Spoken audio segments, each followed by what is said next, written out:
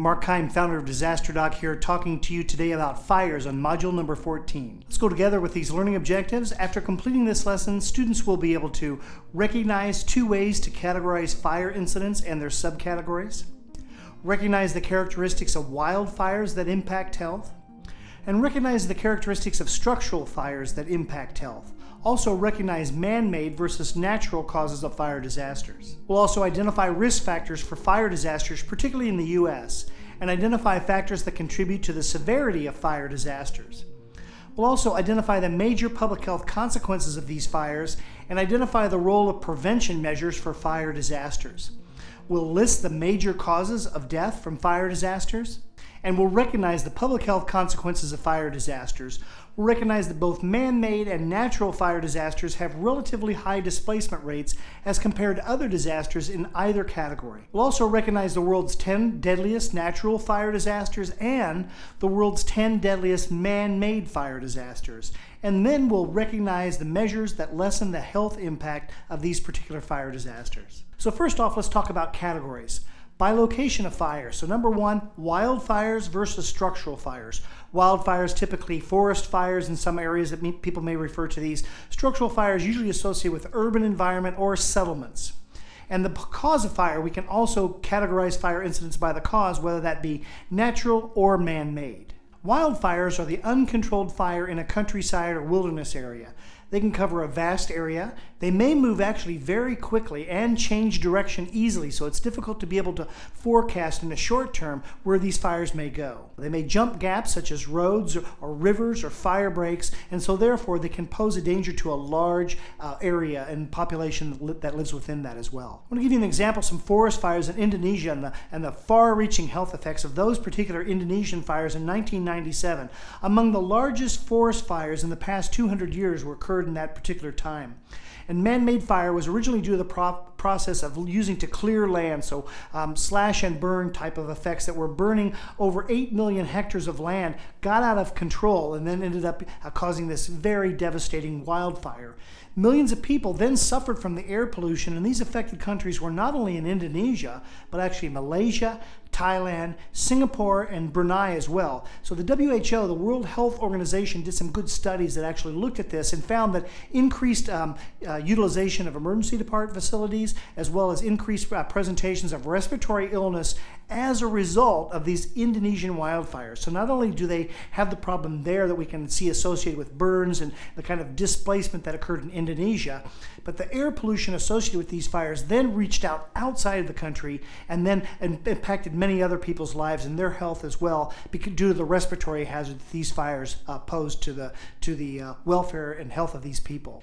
So here's one of those hazard maps as well. You should be living and breathing hazard maps by the time that we're done with this particular seminar. But I want to share this with you once again in the same spot. I like to look at that Asia Pacific region because it's such a large area and has such a diverse area of a diverse selection of natural hazards. And so this is one in particular for wildfire density during in the past. So historical values where we can look at where fires have actually occurred. And we can see once again fires as we would expect. We see this historical indicators of many fires in Indonesia. We also see this in southern Southeast Asia, as well as also northern Australia, which is actually again this year having very severe fire outbreaks occurring. Also a little bit over in the eastern coast of China.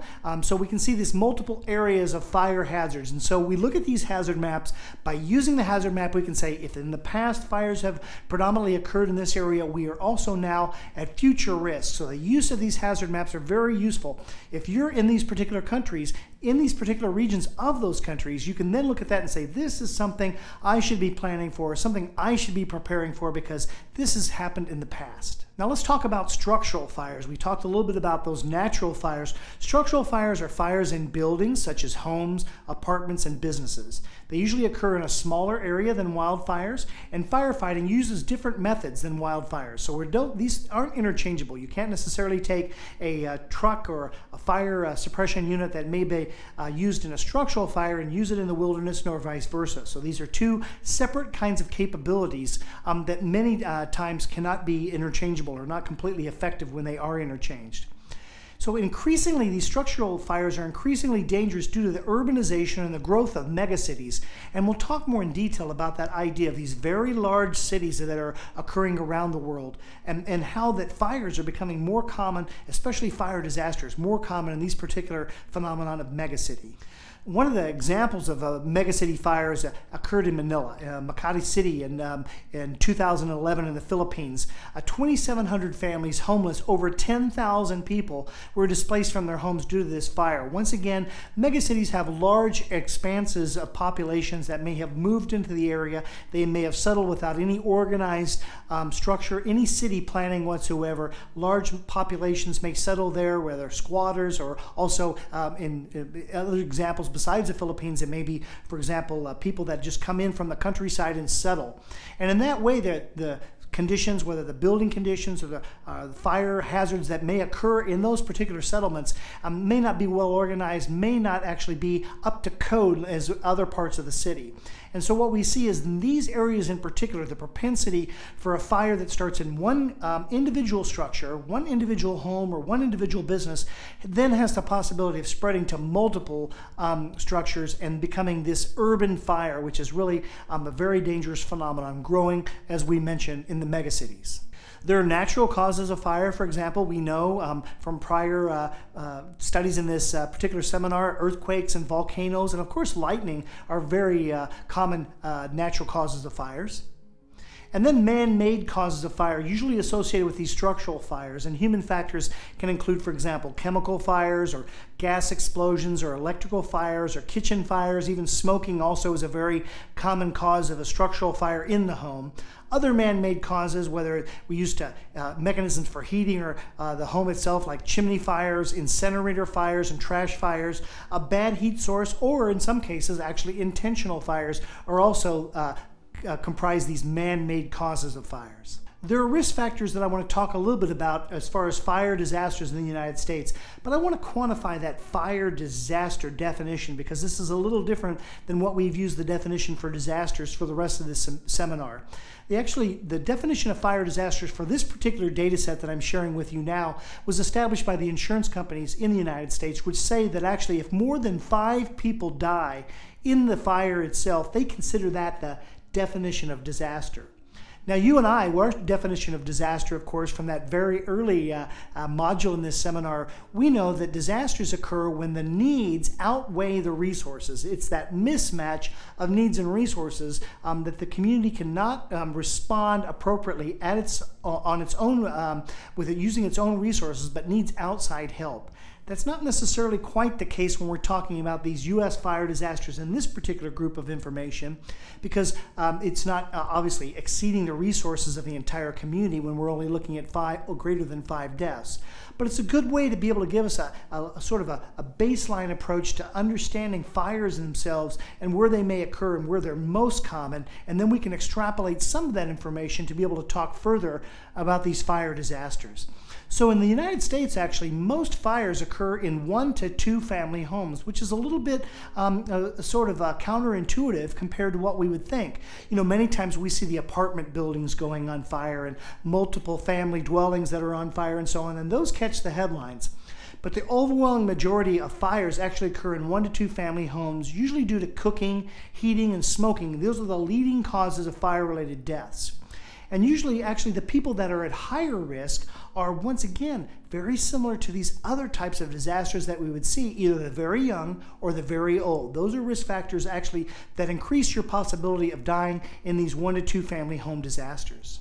Now, there are factors that contribute to the severity of fires. Number one is, what do we make our buildings of? So wood shingles, for example, and thatch roofs and in the family dwellings that we live in, those increase our possibility, of course, of embers that are attracted, that come from one dwelling to another dwelling, hit the shingles, hit the thatch roof, and then spread that fire from building to building to building.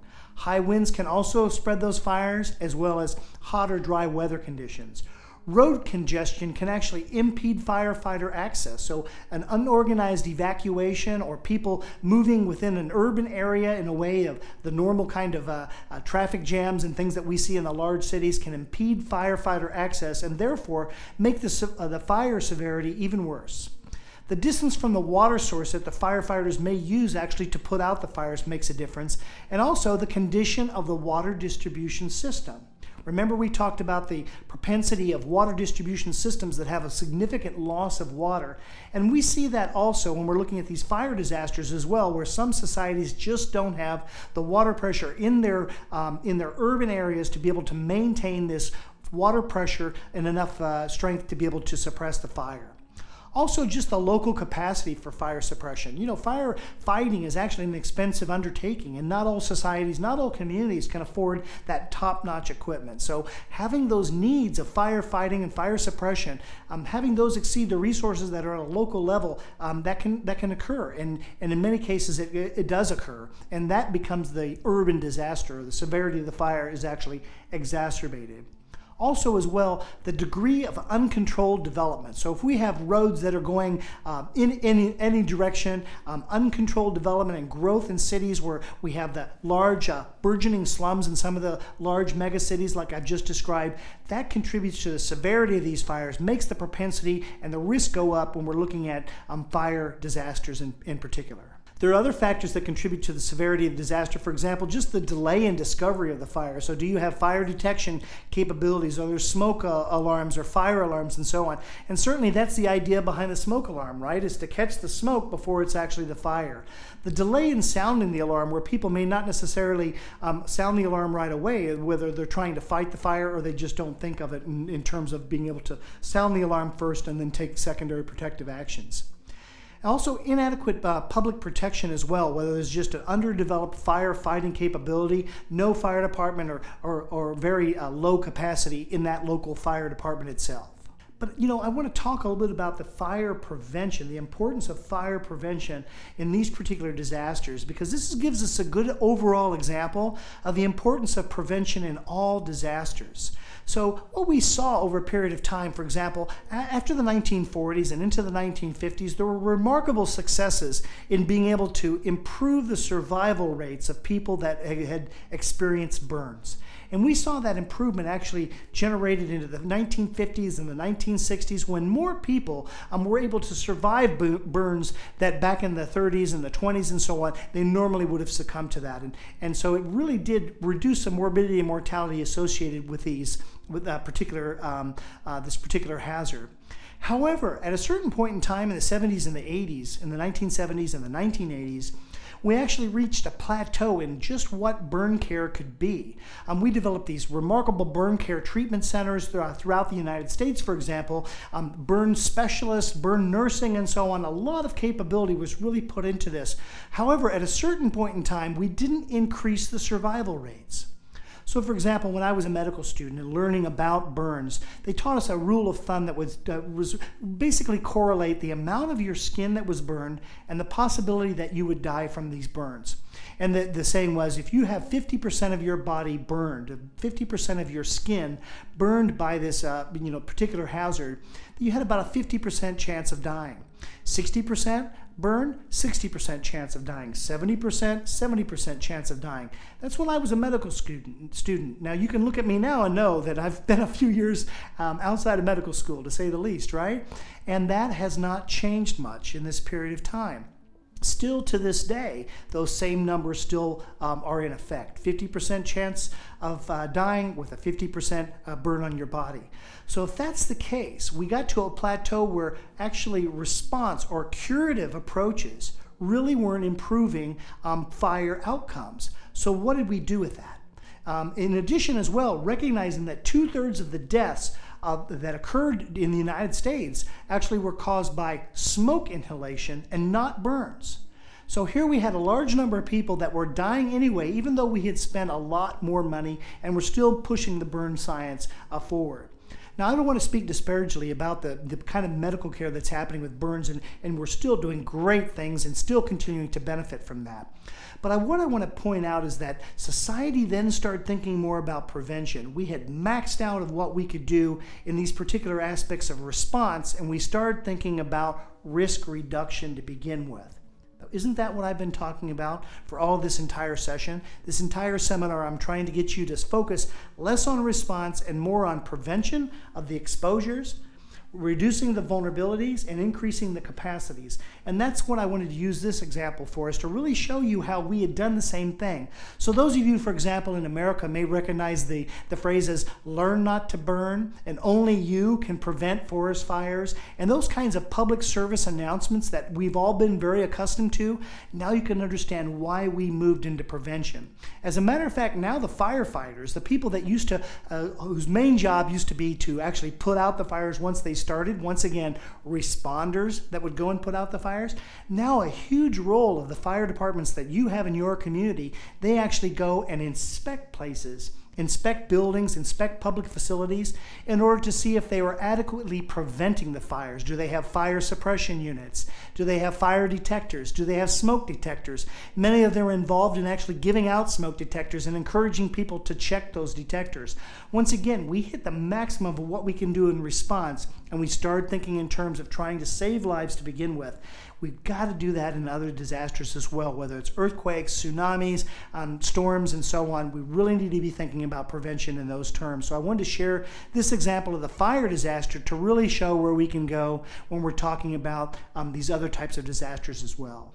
So fire prevention measures, let's compare that as well. Public awareness and education. Isn't that what I've been saying about other disasters? Whether that's public awareness and home safety, school safety, hotel safety, hospital safety, and business or industrial as well as non-industrial business activities. So fire prevention then becomes more pervasive in all the areas of our society. All the places where we may be, home, school, work, play, all of these things are safer places. We've said the same thing about earthquakes, have we not? We've said the same thing about tsunamis, storms, and so on. We have to think in terms of public awareness and education for fire and continue to do so. We've done such a great job with it now. We want to continue that in other areas and expand that to other areas of the world where we haven't been able to yet accomplish that. The major causes of death are the natural disasters related to fire. Number one, asphyxiation and burns. This is smoke inhalation. As I mentioned, in structural fires, 2/3 of the deaths that occur in structural fires actually occur because of smoke inhalation, asphyxiation, in other words, suffocation. In addition, of course, we have burns as another leading cause, as well as toxic exposures, and that can't be underestimated in societies that have industrialization. So, for example, many of us have plastics in our daily lives. We have it in our cars, we have it in our furniture, we have many of the utensils and materials that we use both at work and at home, all related to these plastics. And if you burn plastic, actually many different types of plastics give off a cyanide. It's a toxic exposure. It's a poison that comes in that smoke when we breathe it in. So we have to think in terms of that as well when we're looking at the cause of death related to these fire disasters, particularly at the structural level or the urban fire level. The public health consequences of fire disasters, we can say that, in the most cases, wildfires have relatively few deaths in comparison to structural fires. Few to many in some cases. Both of these relatively low when we're talking about comparison to other natural disasters, but when we're comparing just the wildfires to the structural fires, wildfires have a little bit fewer deaths than what we're looking at with the structural fires or the urban fires that we see and that we're so concerned about growing phenomenon in the megacity. The other thing that we can see as well is that a key element of this public health consequences of fires are the structural, the toxic exposures that occur with these structural fires as well. Even forest fires or wildfires can give off smoke, of course, that exacerbates respiratory diseases, increased asthma admissions to the hospital, increased a worsening of emphysema and other respiratory diseases, more cases of pneumonia like what we saw associated with those fires in Indonesia in 1997. So we had to think in terms of a more holistic approach, not only the burn, but also the air pollution that's associated with these particular fire disasters. I want to look at the population displacement rates for fire disasters, and I'd like to compare that as well for natural and man-made. And we can see here in this particular set of figures, man-made, of course, the red figure, and natural being represented by the blues. And we can see here actually that number 3 on the man-made disasters, number 3 highest population displacement is actually associated with fires, man-made fires. In particular, we're talking about structural fires, the megacity fires, or the urban fires in places that are not megacities. Now, as far as natural disasters, we see a much lower population displacement rate, but still not insignificant. But of course, much lower when we're comparing it to the other natural disasters. But so let's keep that in mind when we're talking about displacement rates. Would you have thought, just off the top of your head, that man-made or urban disasters displace people more than wildfires? And so that's one of the things that we can tell in this particular set of figures. So let's look together at the 10 deadliest wildfire disasters during the past 50 years. Number one, of course, was Indonesia, 1997, 240 deaths. And you can see with that being the number one, we can see sort of the scale of what we expect the death rates and the number of deaths per each one of these events to be in comparison to other natural disasters. Also notable in this particular table are the three disasters that occurred in Australia that are in that top 10. So 3 out of the top 10 disasters have occurred in Australia when we're looking at measuring these top 10 disasters according to the number of fatalities. And you can see the fatalities of number one up at as high as 240, and then the lowest at a level of 50. So we're really not talking about that huge scale of disaster like in the typhoons, for example, 300,000, or droughts, 1.5 million people. So we can kind of get an idea of the scale just by looking at the history, and once again, natural disaster by the numbers here. So this slide represents the world's top 10 deadliest man-made fire disasters over the past 50 years compared to the last slide, which was the top 10 deadliest natural fire disasters. And one of the most striking things that we can see in this particular representation of data, the number of deaths in the top number one disaster here is actually 3 times larger than those for natural disaster. Its counterpart is number one for natural disasters. And so we do understand now that man-made disasters do have in the past 50 years have caused a larger number of deaths. So these are measures that lessen the health impact of fire disasters, mostly by reducing exposure.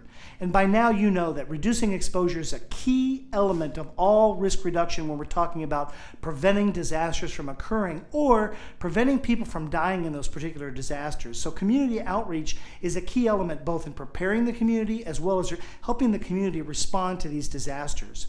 In addition, early warning and evacuation of populations, whether it may be an urban area, a community that's involved, or wildfires where other people may need to be evacuated from more remote locations. Communicating risk. Risk communication is such a key element of this as well, both once again before and during and after the responses as well, to be able to tell people what they can do to prepare, what they need to do to respond, what they need to do to recover. And then in the long term, we can approach this with building codes that lessen the possibility of having fire-related deaths in that particular building, and also land use regulation that controls the way we develop our land, controls this mixture of this interface between populations that want to live within the hillsides of beautiful vegetation areas and forests and so on, but maintaining that structural integrity, but also maintaining the fire suppression, the fire prevention measures that we can put into place, that we've done so in other areas, and we want to also extend that out into places where this has not yet been put into effect. Once again, we can reduce vulnerability and lessen the health impact of fire disasters as well. Just like other disasters, healthy people live through disasters, including fire disasters, better. Health promotion, reducing disparity, reducing mental health issues, helping the community to communicate together, to be able to pull together, and also improve public knowledge and awareness of fires themselves, both in the urban setting as well as the wildfire setting as well. We can also build the capacity to be resilient, so safe, healthy, resilient people with access to resources, access to shelter, whether that may be shelter that's alternative shelters when fire may be threatening their home or their particular community.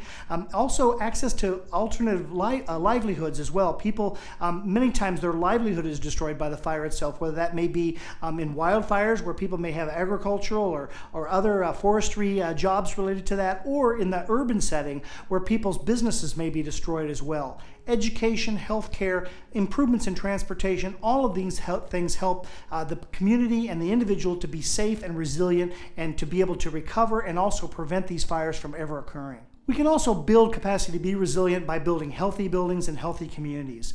healthy buildings promote structural fire suppression. They detect fires early. They maintain and localize fires. Many times if a fire starts in one room, if that building has actually been effectively designed and maintained, that fire will be restricted only to one room rather than spreading throughout the building.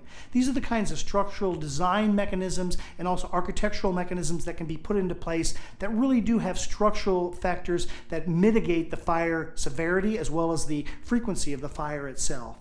And also, healthy communities protect natural resources and practice fire safety. So communities that value fire fighting, communities that value fire prevention measures and extend that out into the community and involve the community, very, very effective in being able to prevent these fire disasters from occurring in the future.